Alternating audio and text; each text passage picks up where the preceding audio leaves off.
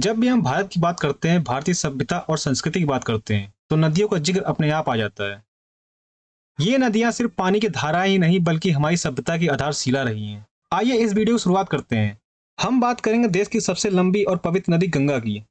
अक्सर कहा जाता है कि गंगा नदी की शुरुआत उत्तराखंड के उत्तरकाशी जिले में गंगोत्री ग्लेशियर के पास गोमुख से होती है। लेकिन असल में यहाँ से गंगा नहीं बल्कि भागीरथी नदी की शुरुआत होती है। भागीरथी नदी जब अलकनंदा नदी से मिलती है तब उसे गंगा कहा जाता है। अलकनंदा की शुरुआत बद्रीनाथ मंदिर के ऊपर स्थित सतोपंथ ग्लेशियर और भागीरथ खरक ग्लेशियर से होती है। जब यह नदी आगे बढ़ती है तो विष्णुप्रयाग में धौली गंगा, नंदप्रयाग में नंदाकिनी, कर्णप्रयाग में पिंडर गंगा और रुद्रप्रयाग में मंदाकिनी से मिलती है। आखिरकार देवप्रयाग में अलकनंदा और भागीरथी का संगम होता है और यहाँ से गंगा नदी बनती है। दोस्तों, गंगा की दूसरी धारा का नाम अलकनंदा है। अलकनंदा की शुरुआत सतोपंथ ग्लेशियर से होती है, लेकिन यह नदी छोटे रूप में पहाड़ों को चीरते हुए आगे बढ़ती है। अलकनंदा को विशाल रूप देने का काम दो अलग अलग नदियों द्वारा किया जाता है। इन दोनों नदियों का नाम धौली गंगा और विष्णु गंगा है। धौली गंगा का उद्गम नीति पास से होता है, जबकि विष्णु गंगा का उद्गम बद्रीनाथ से होता है। ये दोनों नदियां विष्णु प्रयाग में एक दूसरे से मिलती हैं और इनके संगम से अलकनंदा का रूप विराट हो जाता है।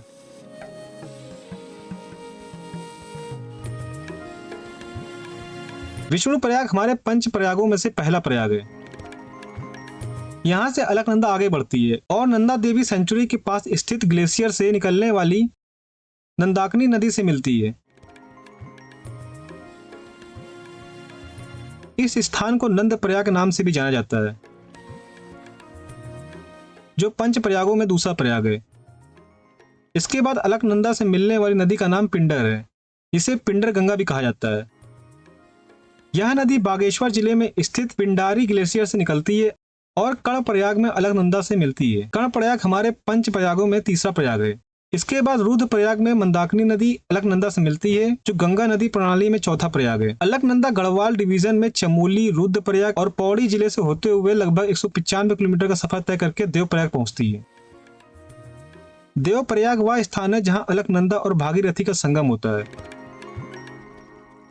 और इन दोनों नदियों के मिलने से गंगा नदी का जन्म होता है। देवप्रयाग के बाद गंगा नदी ऋषिकेश पहुंचती है और फिर हरिद्वार पहुंचती है। याद रखिए, ऋषिकेश और हरिद्वार के बीच शिवालिक हिमालय स्थित है, जो हिमालय पर्वत का सबसे दक्षिणी छोर है। हरिद्वार पहुंचते ही गंगा मैदानी क्षेत्र में प्रवेश करती है। इसके बाद यह उत्तर प्रदेश में प्रवेश करती है और सबसे पहले बिजनौर जिले से गुजरती है। उत्तर प्रदेश में आते ही गंगा नदी दक्षिण पूर्व दिशा में बहना शुरू करती है। दोस्तों, यहाँ 1 मिनट रुक कर यह समझना जरूरी है कि बाएं ओर से आने वाली सहायक नदी और दाएं ओर से आने वाली सहायक नदी का मतलब क्या होता है। ये शब्द आगे वीडियो में आएंगे और परीक्षा में जुड़े इससे सवाल पूछे जाते हैं। दोस्तों, किसी भी बड़ी नदी में जब कोई छोटी नदी आकर मिलती है तो उस छोटी नदी को सहायक नदी कहते हैं। अब इस सहायक नदी का साइड कैसे तय होता है, इसे आप ऐसे समझ सकते हैं। अगर आप मुख्य नदी की बहाव की दिशा में खड़े हैं तो आपकी दाहिनी ओर से जो नदी आकर मिलती है उसे दाईं ओर की सहायक नदी कहते हैं, और जो बाईं ओर से आकर मिलती है उसे बाईं ओर की सहायक नदी कहा जाता है। अगर मुख्य नदी 2 या 2 से अधिक हिस्सों में बढ़ जाती है तो उसे डिस्ट्रीब्यूटरी कहा जाता है।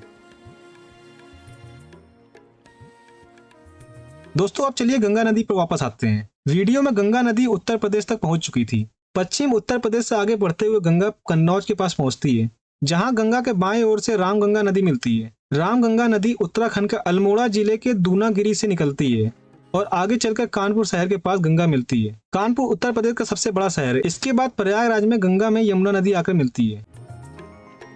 प्रयागराज में त्रिवेणी संगम स्थित है, जहां गंगा, यमुना और सरस्वती नदी का संगम माना जाता है। हालांकि फिजिकली गंगा और यमुना ही दिखाई देती हैं। सरस्वती नदी, जो प्राचीन भारतीय सभ्यता की जननी मानी जाती है, आज धरती से गायब हो चुकी है। लोगों का मानना है कि यह नदी आज भी धरती के नीचे गुप्त रूप से बह रही है। सरस्वती नदी भारतीय सभ्यता की जननी है और यह आज भी करोड़ों भारतीयों की आस्था का प्रतीक है। प्राचीन भारतीय सभ्यता के क्षेत्र में सरस्वती नदी एक रहस्यमय स्थान रखती है। विश्व की प्राचीन नदी घाटी सभ्यताओं में से एक सरस्वती नदी के तट पर बसी सभ्यता हड़प्पा सभ्यता या सिंधु सरस्वती सभ्यता कहा जाता है। सिंधु घाटी सभ्यता का विकास सिंधु और सरस्वती, आज की घग्गर नदी, के किनारे हुआ था। आज भी माना जाता है कि प्रयागराज में गंगा, यमुना और सरस्वती का मिलन होता है, इसलिए इसे त्रिवेणी संगम कहते हैं। हालांकि पौराणिक कथाओं और ऐतिहासिक ग्रंथों में अपनी प्रमुख स्थिति के बावजूद सरस्वती नदी सदियों से मायावी बनी हुई है। रिसर्चर का मानना है कि सरस्वती नदी घग्गर हकरा प्रणाली की हिस्सा थी। उनका दावा है कि हड़प्पा सभ्यता समाप्त होने से पहले ही घग्गर हकरा नदी प्रणाली सूख गई थी। ऐसा माना जाता है कि हड़प्पा सभ्यता 4000 साल पहले समाप्त हो गई थी, क्योंकि मानसून में बदलाव के कारण हकरा नदी सूख गई थी। 21वीं सदी में कुछ विद्वानों ने सरस्वती नदी को सिंधु सभ्यता से जोड़ा और सिंधु सरस्वती सभ्यता का नाम सुझाया। सरस्वती नदी के लुप्त होने के पीछे कई कारण बताए जाते हैं। पहला कारण टेक्टोनिक शिफ्टिंग है। धरती के अंदर मौजूद टेक्टोनिक प्लेट की शिफ्टिंग के कारण सतलज नदी पश्चिम की ओर और यमुना नदी पूरब की ओर शिफ्ट हो गई। इस शिफ्टिंग के कारण सरस्वती नदी को हिमालय से मिलने वाला पानी कट गया और धीरे धीरे यह नदी सूख गई। दूसरा कारण जलवायु परिवर्तन है। आईआईटी खड़गपुर की स्टडी के अनुसार पिछली शताब्दी में इस क्षेत्र में वर्षा के पैटर्न में बदलाव आया, जिसके कारण सरस्वती नदी सूख गई। दोस्तों, अब चलिए गंगा नदी पर वापस आते हैं। गंगा नदी प्रयागराज से आगे मिर्जापुर, वाराणसी होते हुए गाजीपुर पहुंचती है।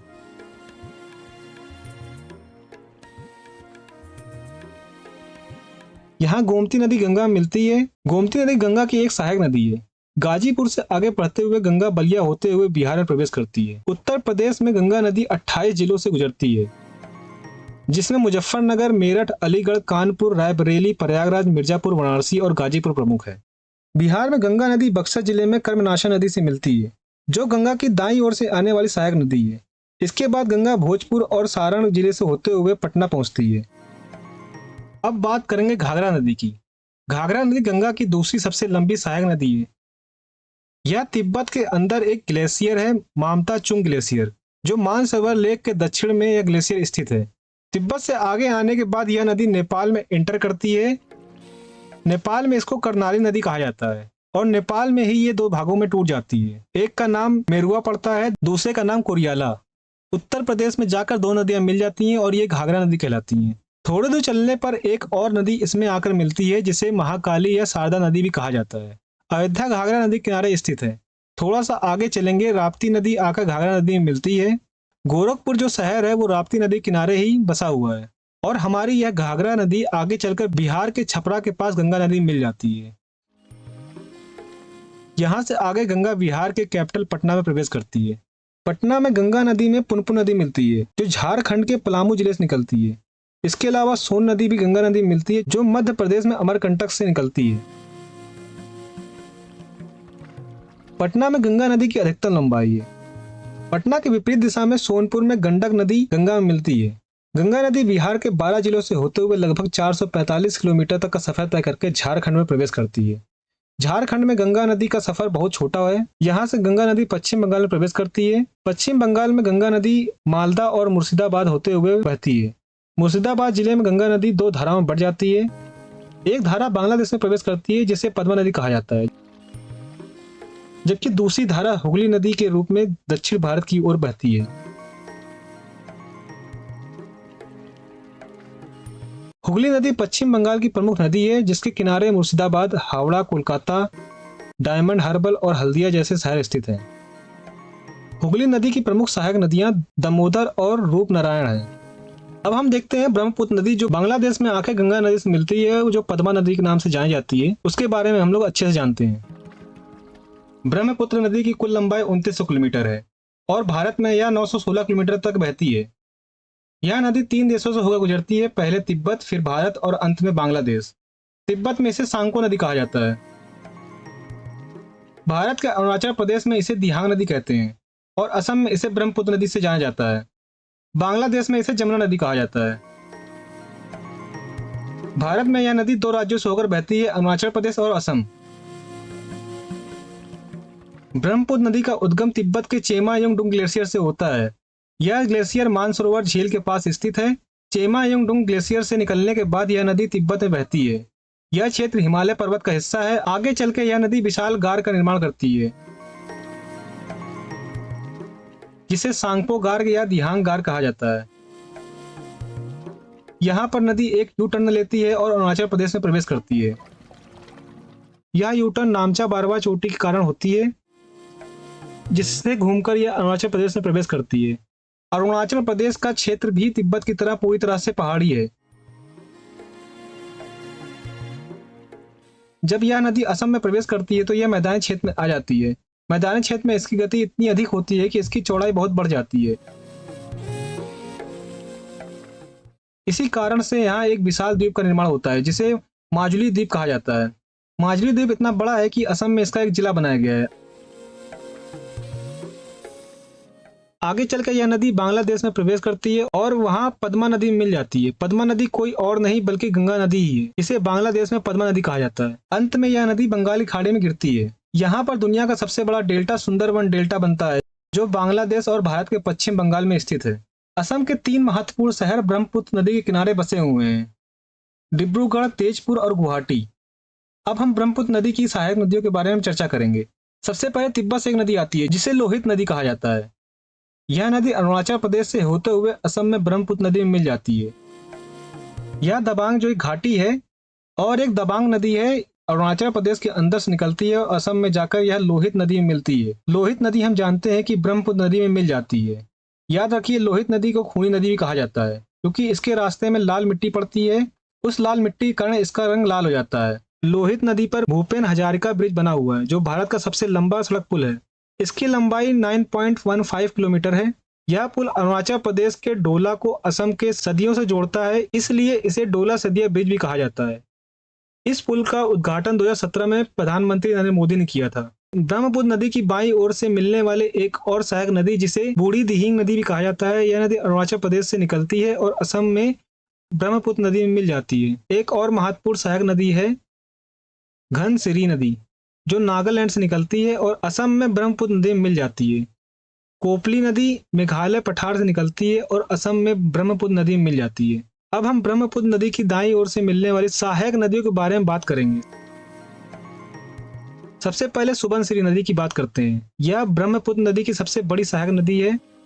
यह नदी तिब्बत से निकलती है, अरुणाचल प्रदेश से होते हुए असम में ब्रह्मपुत्र नदी में मिल जाती है। इसके बाद मानस नदी तिब्बत से निकलती है लेकिन अरुणाचल प्रदेश से होते हुए भूटान में प्रवेश करती है। फिर यह असम में वापस आकर ब्रह्मपुत्र नदी में मिल जाती है। असम में मानस नदी के किनारे मानस राष्ट्रीय उद्यान स्थित है जो बहुत प्रसिद्ध है। अंत में तीस्ता नदी की बात करते हैं। यह नदी सिक्किम से निकलती है, पश्चिम बंगाल में होते हुए बांग्लादेश में प्रवेश करती है और वहां ब्रह्मपुत्र नदी में मिल जाती है। अंत में गंगा नदी बंगाली खाड़ी में गिरती है। इस तरह गंगा नदी का उत्तराखंड से शुरू हुआ सफर समाप्त होता है। Thank you.